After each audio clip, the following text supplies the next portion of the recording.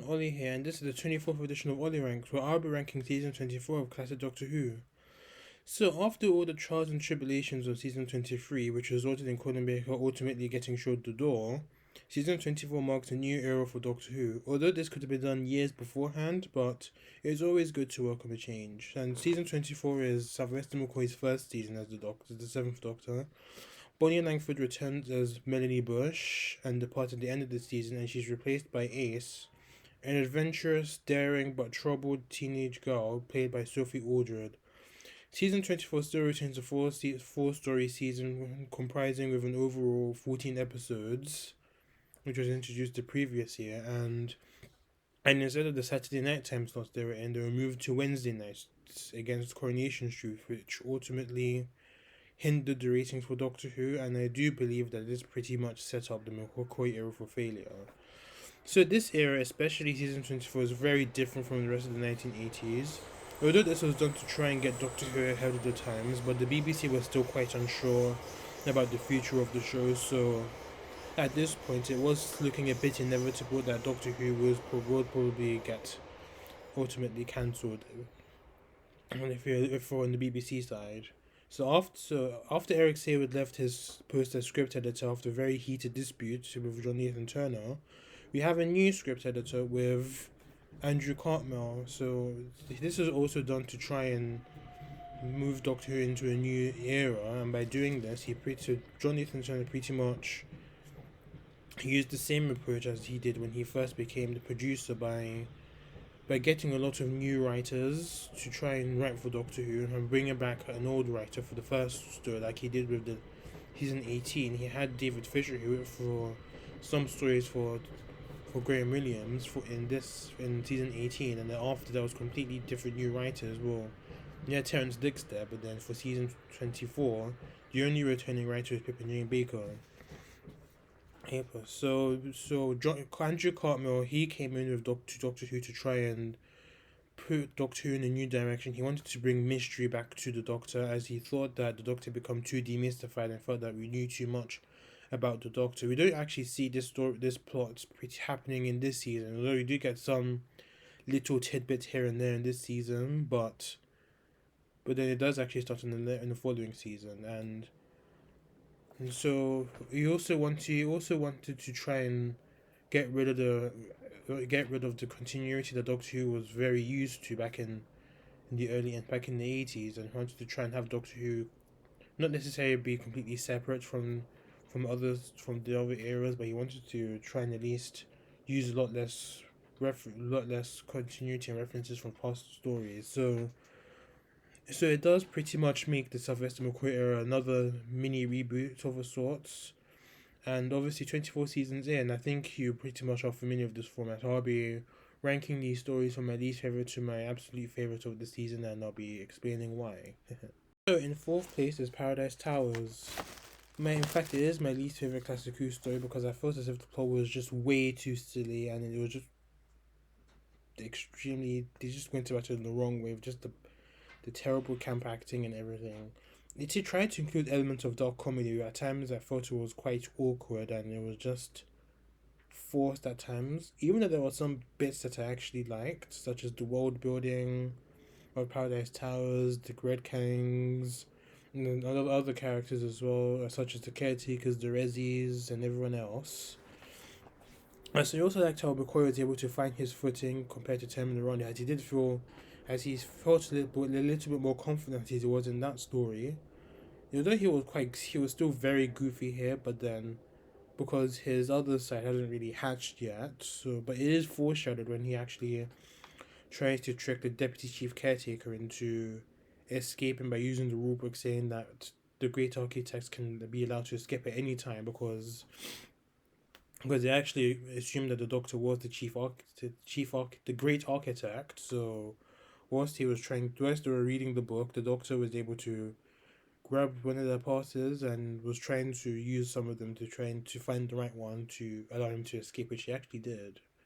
And I did like the overall message of people of all different ages, experience, job, whatever, unifying together to stop evil, which was Coragnon. And that unity pretty much continued after Pex had passed. The Kangs, although annoying, but then it was more of a growing pain, and to the fact who actually became charming. Specifically the Red Kangs, because actually, even though the acting wasn't that fantastic, but they were quite endearing in a way. The Blue Kangs, they were okay, but then they were very underdeveloped, considering the fact that we never actually got a name for the Blue Kang leader, and she was actually credited as the Blue Kang leader, and the credits, and then I think in the book, and I think the novelization actually named her drinking fountain. And other aspects of the story I felt were really underdeveloped, such as Coragnon. I felt because there wasn't really, even though there was a bit of explanation as to like why they locked him in the basement, because he didn't want, but they didn't explain why he didn't want to allow the towers to be developed and why he wanted to pretty much wipe everyone out and that was already living in the towers. It didn't really make any sense. Mel was okay on her own, aside from a weird plot with her almost getting eaten by the Resi. Her plot of this story, she wanted to go to the top of the tower to go for a swim, and that's what she pretty much wanted to do in this story. And when she does eventually get there, she almost gets killed by a cleaner, but then she's able to free herself from getting killed. So I go in, and she was with Pex, who was this. He was supposed to be this Rambo-esque character, but then I can tell. I think that he wanted him to be like the usual Sylvester Stallone sort of actor, but then they had to settle for this blonde guy. But I do go into depth as to why the story didn't really work. So along with the story being very underdeveloped and the bad acting and the abuse of camp, I'll just give it a 2.5 out of 10. In third place is Time and the Ronnie. Sylvester McCoy's first story, and boy, what a stinker that was. It starts off very weirdly with the Sixth Doctor by generating of the bumping his head against the TARDIS consoles of formally falling from the exercise bike when the Ronnie was attacking the TARDIS. And it wasn't even Colin Baker right during the regeneration. He had to put Sylvester McCoy in a blonde wig. But he was actually offered to come back to do the story as his regeneration, but he didn't want to do anything less than a season. It was just a mess, and just from start to finish, it was just everything was all over the place. From the plot, which I do think it would have actually redeemed itself if there was like the mini subplot having like all the geniuses working together to stop the Ronnie. I'd have loved to have seen Einstein and the Doctor interacting, because this is Einstein's first appearance in Doctor Who, right? The first time he was actually mentioned and visibly seen in the show, and probably the only time he was actually ever as he's actually seen as of now. Now, I would have loved to have seen the two like interact with each other and trying to stop one another. But I do believe that brain Ronnie had when the Doctor caused him become schizophrenic. I think maybe maybe he was one of the voices there, but who knows? Or it just didn't really work at all. There were some aspects of the story were okay. The location framing was quite good. McCoy managed to do a brilliant job in his debut story, even though it was just very shaky. And it's obviously this was before his dark manipulatives had actually done show up. There were some good scenes, such as Mel meeting the new Doctor for the first time, and the Doctor who'd been thinking that he was with Mel the whole time, even though it was just Ronnie dressed in her clothes and was wearing a very big ginger wig. Like they were able to prove to one another that she was Mel and he's the Doctor after brawling for it, which was just silly. The part 3 cliffhanger was actually quite good, and this is when the Doctor was put into the Ronnie's brain machine, and Mel had to like pretty much stand there and watch. The side casts were just quite dull and very boring, and the Ronnie wasn't that great as well. I do think that the Ronnie is meant to be more of a Panther villain as opposed to a Doctor Who villain, and I think that Kate O'Mara, as well as everyone else, deserved a better script. Mel was written terribly, and the rest said about the part 1 cliffhanger the better, so I give Tam and the Ronnie a 3 out of 10. Place is Dragonfire. It's the story that closes the season. I would say that Dragonfire actually sets the stage for the Sylvester McCoy era, as it introduces elements such as the overarching plots that would have recurring elements in the last 2 seasons, especially with the Doctor's character. Even though that doesn't really get established here, but then you can really tell that his character is starting to change, but he's a lot less goofy and he's starting to become more serious and is very observant of the situation at hand, and Ace as well, as this is her first story, and she does have a storyline pretty much dealing with her past traumas with the Doctor, and how her relationship with the Doctor is pretty much built.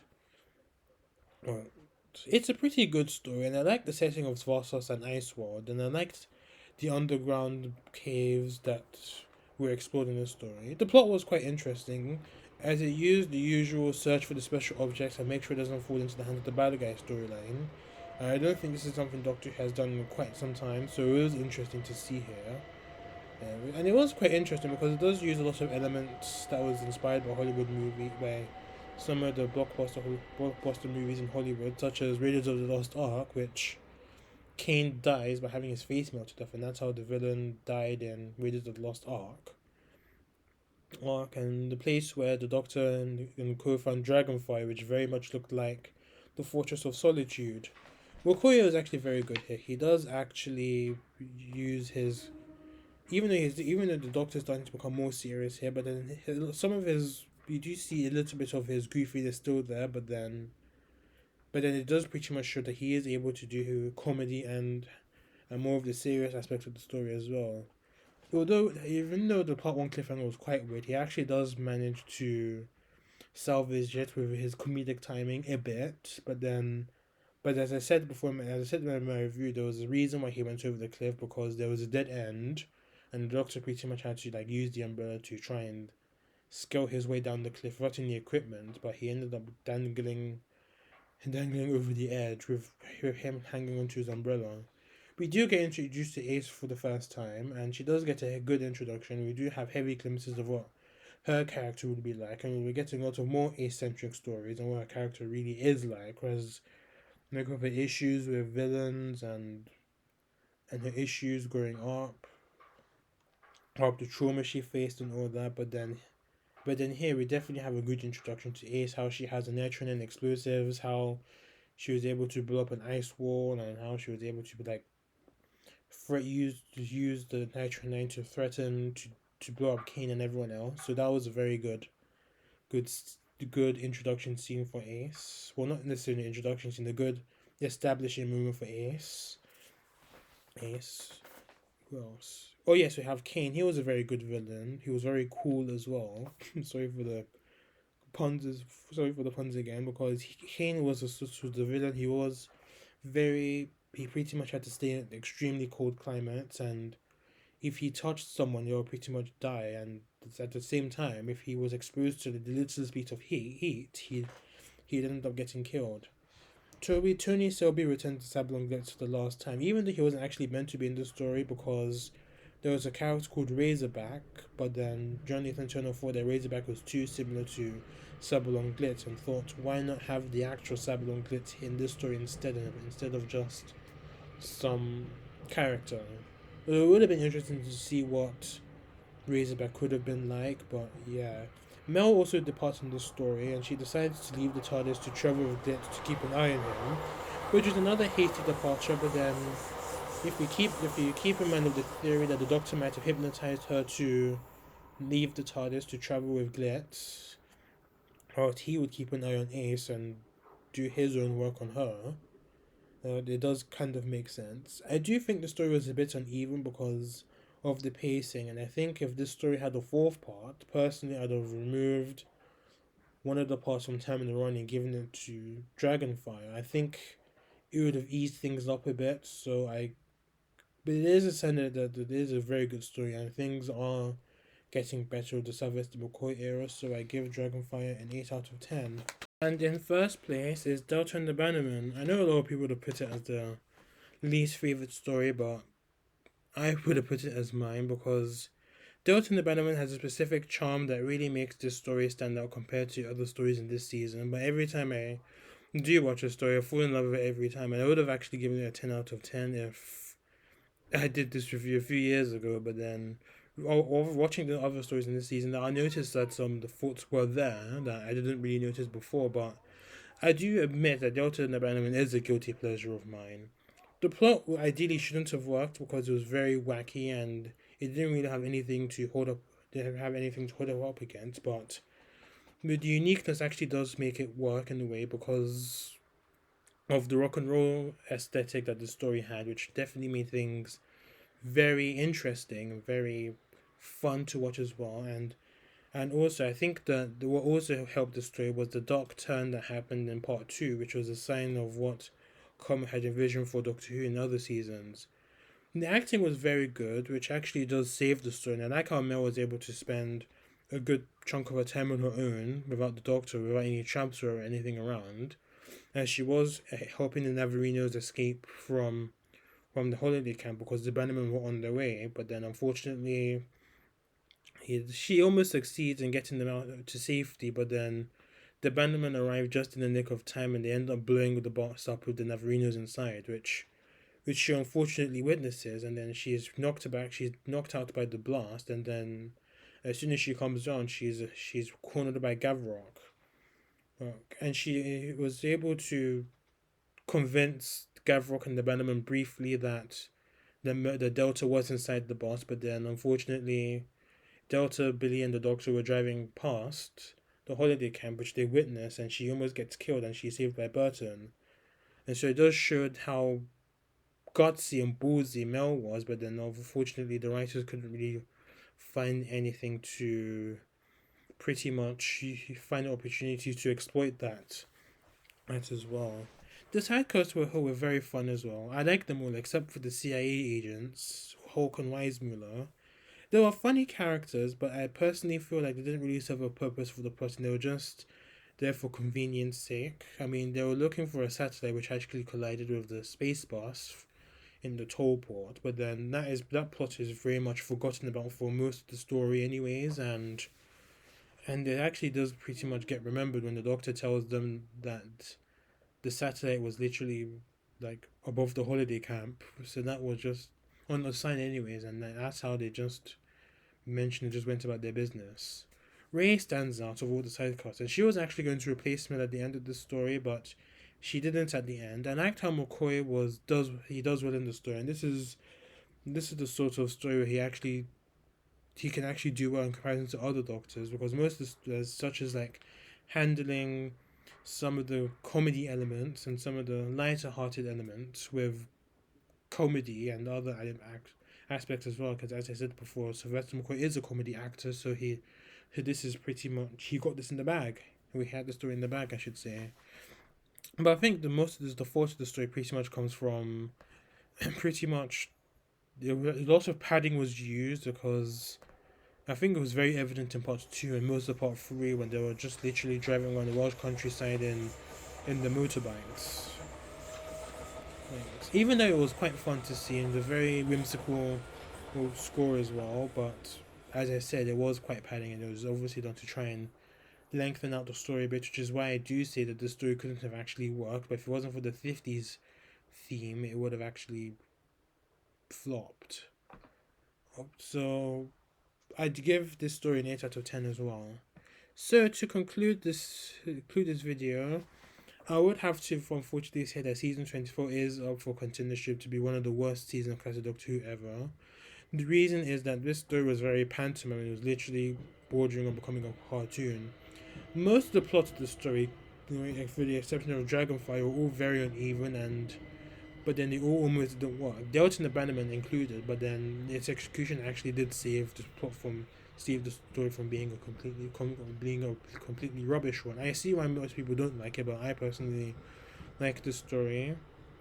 And Paradise Towers was a grim story that tried way too hard into dabbling into dark comedy. Time and the Ronnie was too farcical.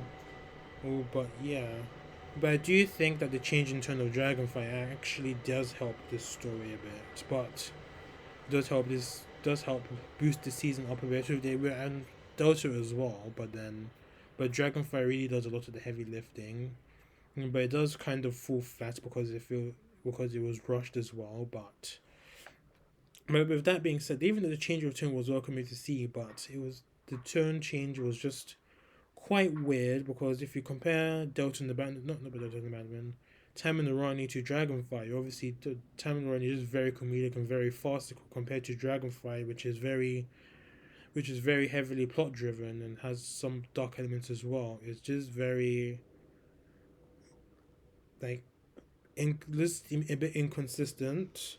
But I think if this season didn't have the 4x14 format, I think it would have actually worked a bit because. But I think it also applies for the rest of the season, for the rest of the McCoy era as well, because I think. But I think if this story had more episodes, it would have helped the pacing for some stories like Dragonfire. But then again, I just think it couldn't. They had to make do with what it was given by the BBC. But I just think that Sylvester's first two stories were real stinkers, and it really ruined his first season. And thank God that we have season 25 and season 26. But season 24 just feels very.